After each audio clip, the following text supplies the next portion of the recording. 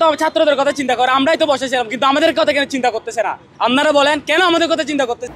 2025 সালের এসএসসি পরীক্ষাকে ঘিরে বড় দুঃসংবাদ, পরীক্ষা পিছাবে না।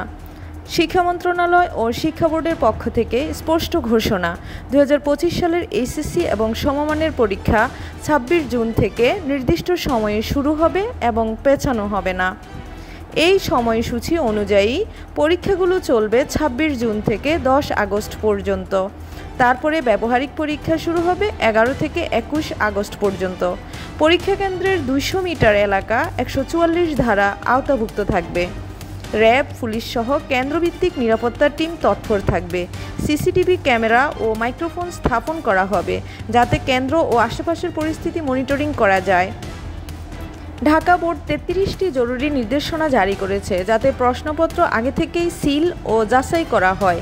কেন্দ্র থেকেই বোর্ডে উত্তরপত্র পাঠানো হয়।